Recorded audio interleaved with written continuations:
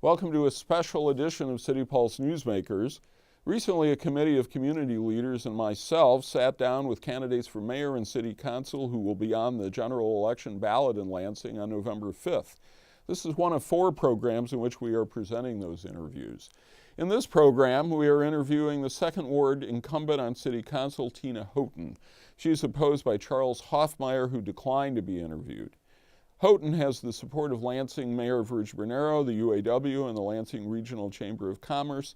Houghton, 46 years old, is an assistant in the Student Services Office at Michigan State University. Okay, great. I think most of you know me, but in case you don't, I'm Tina Houghton. I live on the south side of Lansing off of Miller and Cedar. Lived there over 22 years. Raised 5 children in the Lansing School District. I have 1 left at Everett, a sophomore. Everyone else has graduated and moved on to higher education, which I'm glad to say. My day job is I work at Michigan State University for the Center for Service Learning and Civic Engagement.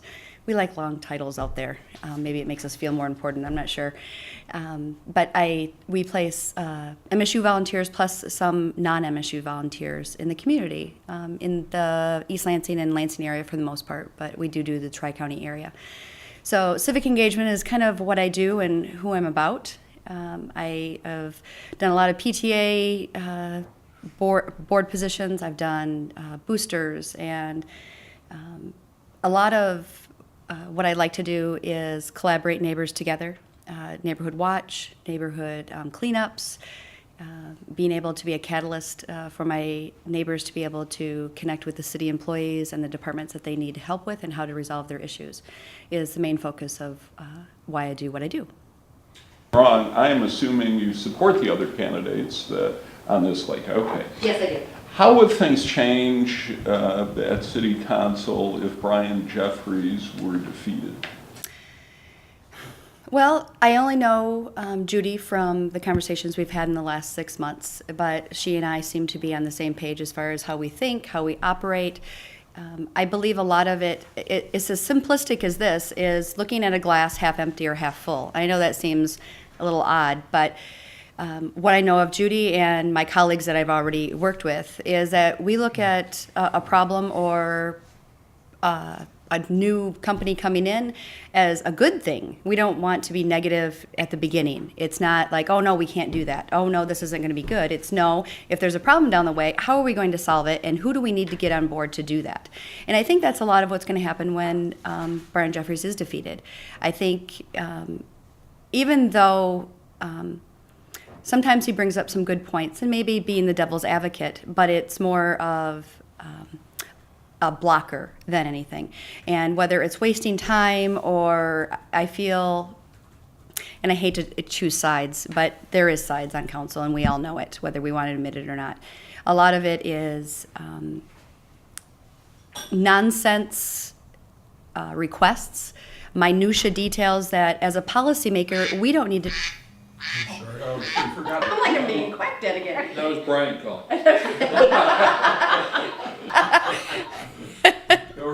Please. So instead of pushing forward, getting the facts and moving on, it's, oh, well, can I have this level detail that maybe we don't need?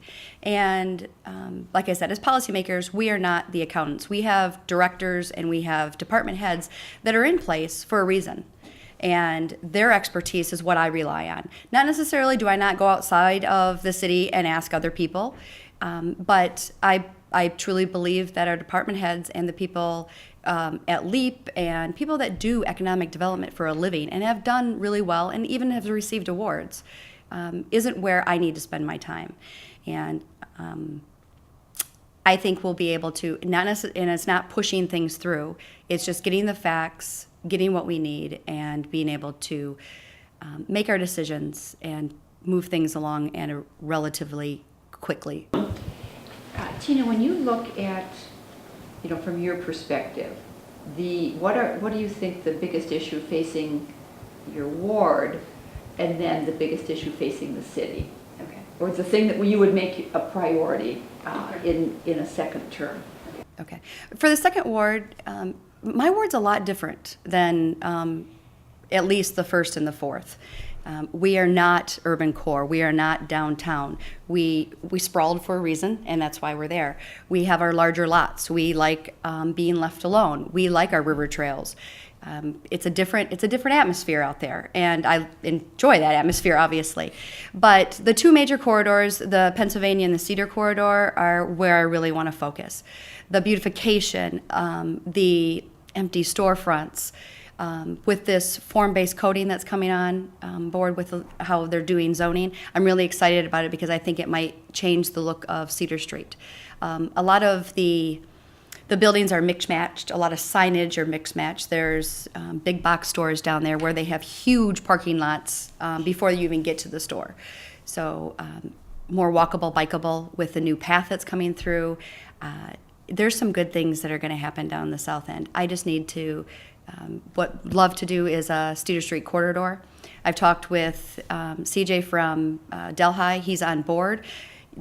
For the most part, that's the only municipality that I butt up to. So they're our neighbors. I need to work with them. South Lansing Business Association is on board. I've talked with many of them on the south end that, yes, let's do this. Let's go forward. So the biggest thing, I think, for my ward is those two main corridors. And they're very different corridors. But I think my first and foremost will be Cedar Street. And then obviously Cedar and Pennsylvania come together. So there's that entrance to the city. Working with MDOT is figuring out. I know there was an I-PACE project down there, and it's been on hold. I assume it's just for money situations, but that's a big area with a lot of different jurisdictions to bring together to the table. As far as the city of Lansing, making sure that we're open for business. We have a lot of different barriers than the surrounding townships. We're in locked land. We have dilapidated buildings that we have to rehabilitate. So that takes money. Jackson National Life is a perfect example of not putting up any barriers for them to be able to do their business. When we compete with other cities like Denver or Nashville or even overseas, what's unique about Lansing? Besides that, it's the capital city and we should thrive. But I think bringing in the jobs and making sure that we're enticing people, you know what, we have a walking downtown now. We have a vibrant entertainment district. Just being able to have that. Crime is, even though I really despise, including City Pulse, but other newspapers where the negativity, I think there's much more positive that can be said. That I actually need to talk to you about a story on the south side. First you insult me, then. No, but I don't. Not that I insult you. It's, you know what, Well, we can not, all insult you if you want. but the perception of Lansing being good and moving forward instead of, oh, well, there's a crime on the south side, which is anything south of 496 for the most part, which doesn't help either. But being able to promote Lansing for that, I think that's the biggest issue in getting jobs back here and staying. Let me follow up on the Cedar Street corridor. I've spent more than a couple of days pulling weeds out of those paver bricks, among other things. That was MDOT too, just like. Yeah, I know it was MDOT, but still, yeah, and that is a part of the problem, that it is a state trunk line. And between the two corridors, we've basically got a lot of dollar stores, marijuana shops, and used car lots as the two primary corridors. What can the city do, especially given that Cedar Street is a state trunk line?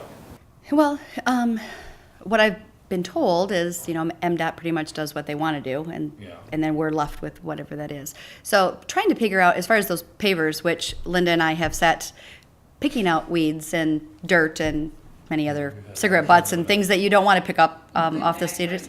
Yes, but then they come back. I mean, the minute it looks beautiful for a week, and I'm like, this isn't working. So looking at long-term, I've talked with Mindy from Downtown Inc., and their bricks look beautiful. Well, what is it? What's the difference? And a lot of it is maintenance and try and find the money, whether it's grants or, pushing the city to say, hey, can we have some money for maintenance on Cedar Street? MDOT, they're not going to change. We've talked with, the pavers look great. Actually, where was I just saw? They actually sealed the pavers. And that they said this is the new, where was I just at? I just totally went, where they actually just put pavers in, but they sealed them, which they said helps with the weeds and them not coming up as much. And so we're looking at a sealer, maybe, but that's, if you think of how long Cedar Street is, it's a big cost. looking at weed maintenance, from maybe True Green or something that we could actually work with a local company that maybe, advertise that they're maintaining it and maybe give us a break. But there's different ways of looking at that. Also, some of the brick pavers they're not in place, or they've, caved in where the foundation wasn't good. There is ordinances on car lots. We need to enforce those. There are several ordinances on the books that we just aren't enforcing.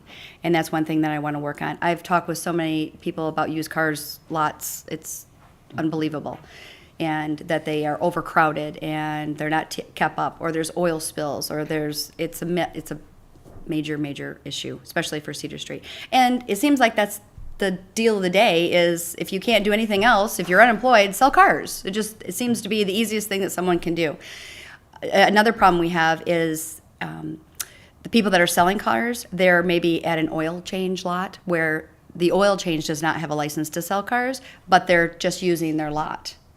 And yes, and so people will, instead if they don't have their own business, they'll do 3 or 4 lots that they say, hey, can I just, maybe they give them a profit or a profit sharing of the car, but oh yeah, can I just put my cars here? It's illegal to do that.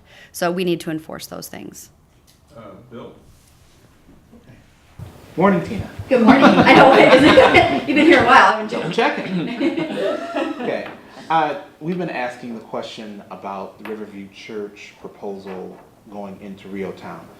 I have only recently, traveling on Cedar, noticed that the Builder Square property is currently occupied by a church. It is. And that's been a long time that that building has remained unoccupied. So the question is, one, are you familiar, do you have any familiarity with the Riverview proposal, the surrounding controversy? And then 2, having a church who took over a large lot in your ward, what are your impressions? What are your thoughts going forward? Should you be elected?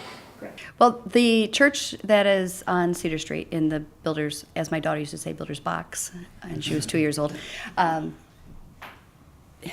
When they came before us, it was early on in my 4-year term, and since it's such a large parcel, it was it's hard to give up that type of revenue. Do you say no to a church? I mean, it's really hard to make those decisions. And knowing that from the city's point of view that those tax revenues will never come back.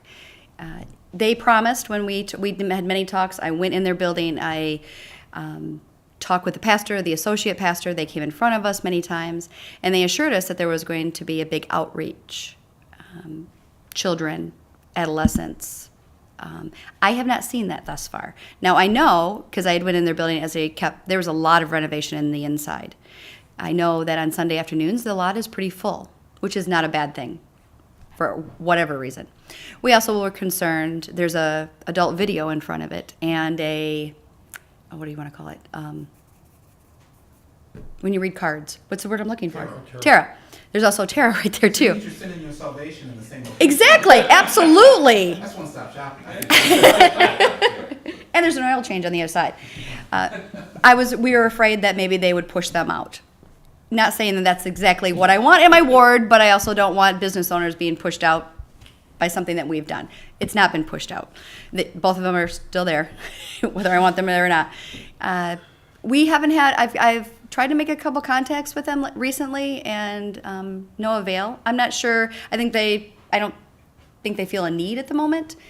Unlike the Riverview, that I've had 3 different conversations with Justin and 2 of his colleagues.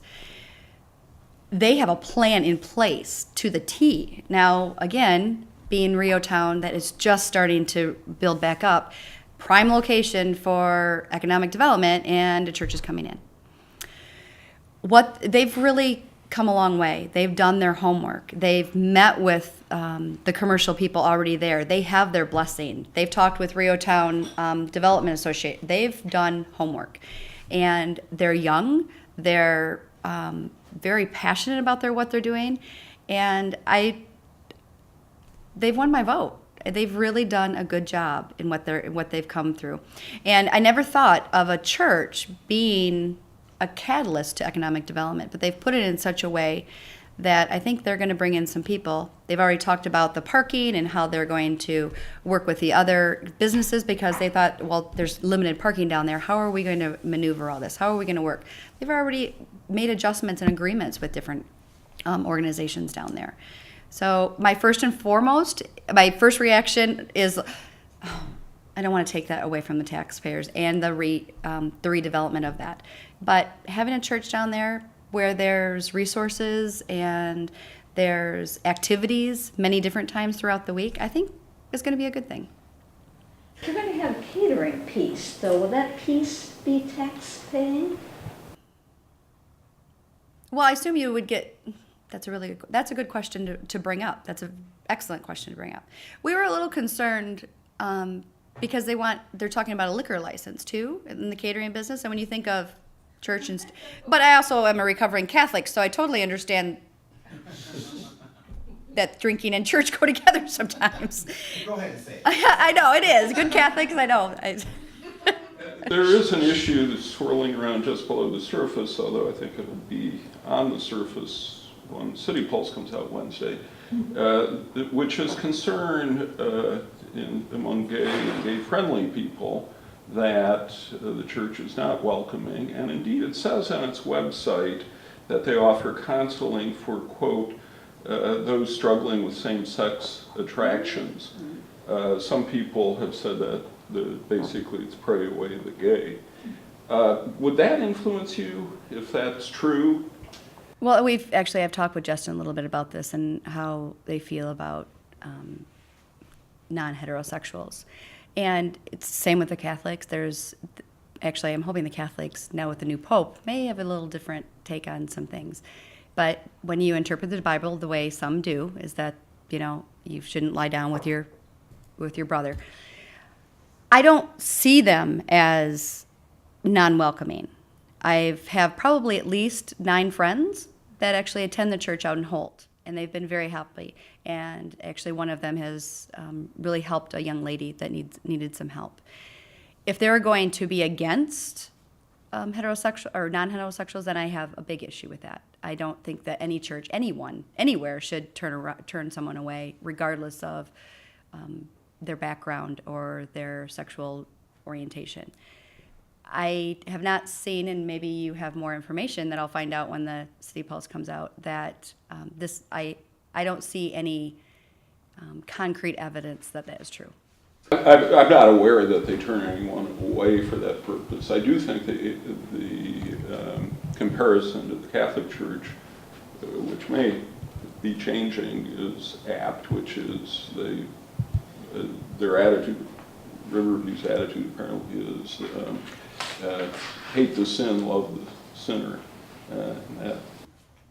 And that could be true of whether you're a criminal or whether you've done some things in your life that you're not proud of. But being gay isn't criminal. No, I didn't mean to put those two in. But as far as you love the person regardless of their past and where they're headed, and they're a human being regardless of what they've done or what they are. Bill?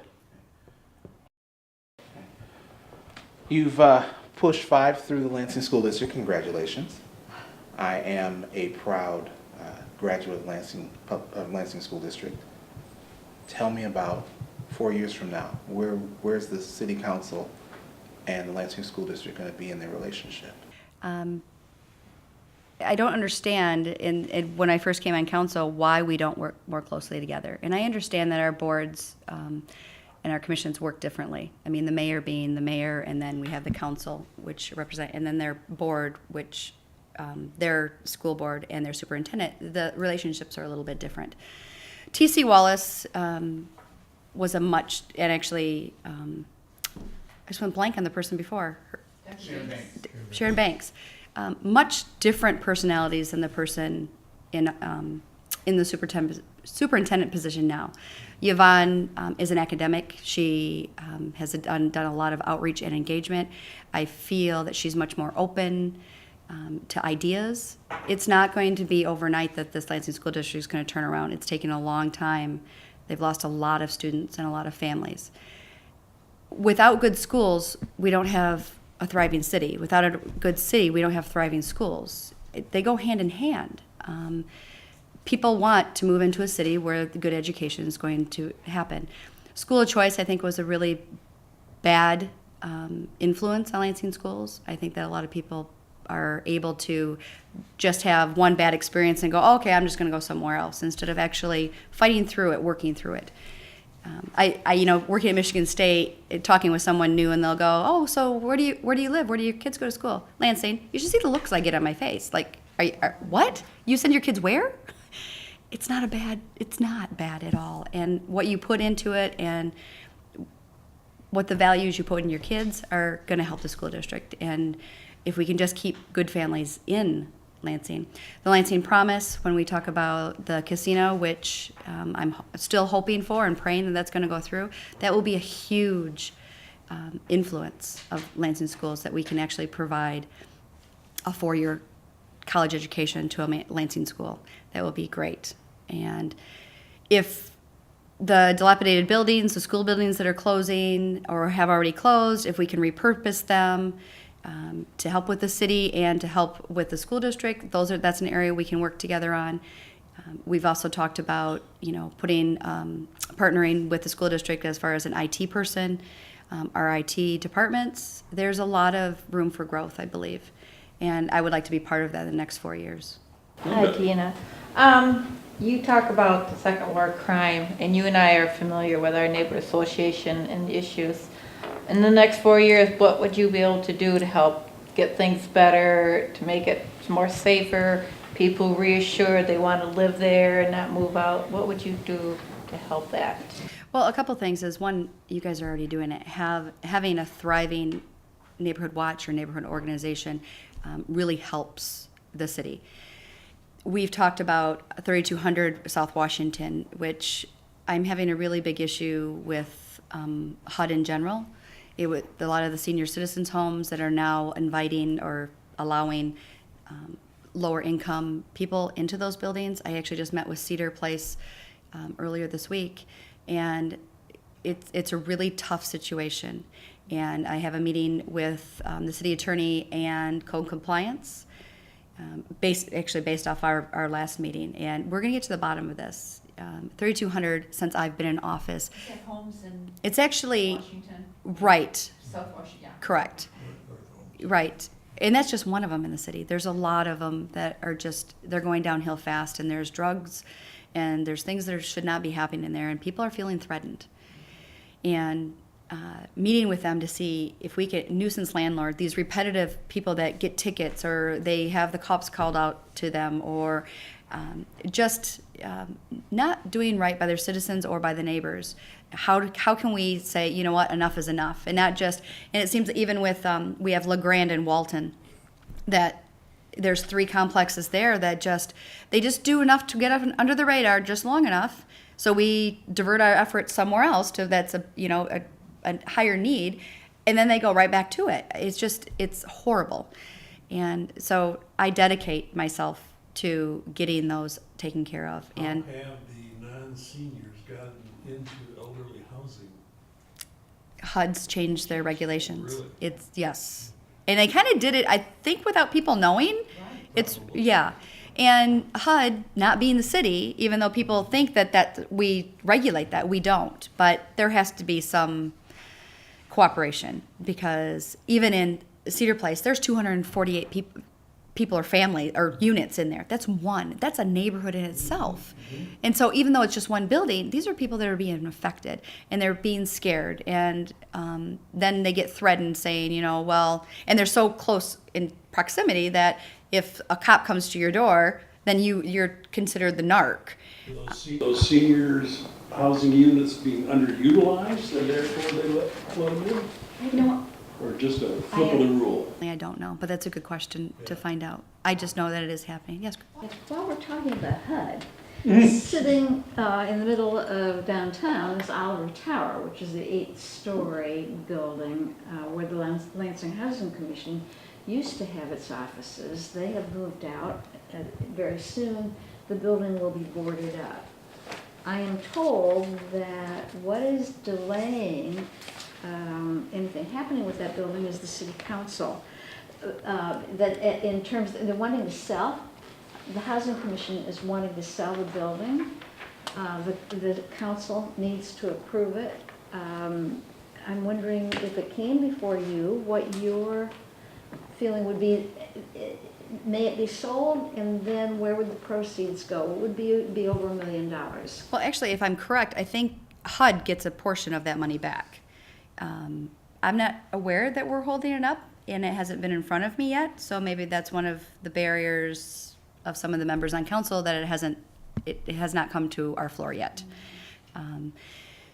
You know, what was it, a year or two, maybe? Gosh, time flies, where LCC wanted Oliver Towers. LCC should have Oliver Towers. They're a great partner. They would fill the need in that area. I think we can definitely look at, there was I don't know if it was an agreement or RFP, I don't think it was an agreement, an RFP that was already in place before it's expired. So a new RFP would have to be in place. You know, for transparency's sake, a new RFP should probably take place since this one's already expired, and see what other maybe we can get somebody from a national level. But LCC has been very patient, and I think that being a good community partner with us, they should actually have first look on it. Yeah, you get a lot of lip service, it seems like, on regionalism. We've had some baby steps towards regional cooperation and regional sharing of services. Do you see anything realistically major happening? I always ask the question, why is there a Lansing Township? Which I know is a wonderful political thicket to get into. But you know, 4 years ago we had Verge running against Snyder.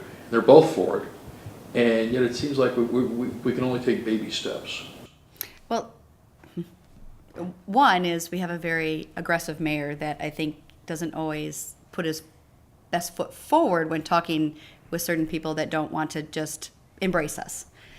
They moved in those areas for a reason, hopefully, because I think even they're Delta. They don't consider themselves Lansing, even though they have a Lansing address. Most people, oh yeah, I live in Waverly, or they don't say Lansing, even though they are in Lansing. I think that there's some way back history of how townships were formed that are part of the reason why we can't just make it happen.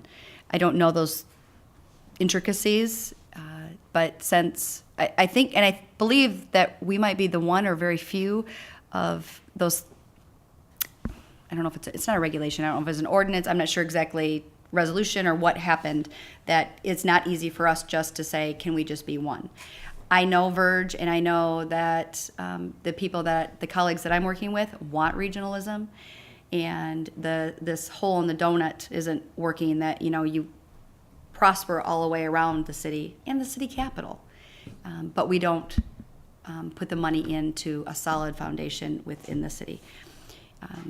I think it's going to take some negotiations and some persuasion on all of our parts to get the townships on board, and to see what's in it for them. They're thinking, oh, I'm going to lose my police department. I'm going to lose the few firefighters I have.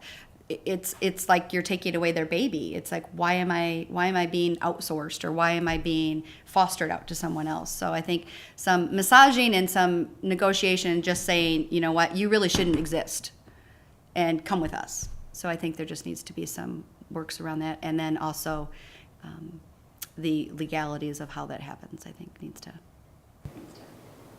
All right, I think we will call it quits there, because there's really not enough time to give you a chance to Well, thank you for having me answer on. another one. Well, thank you for coming. I appreciate it. Houghton, who's running for re-election to City Council from the 2nd Ward. Her opponent, Charles Hoffmeyer, declined to be interviewed. That completes our interviews with the two candidates for mayor on the November 5th ballot in Lansing. I'm Burl Schwartz. Thanks for watching.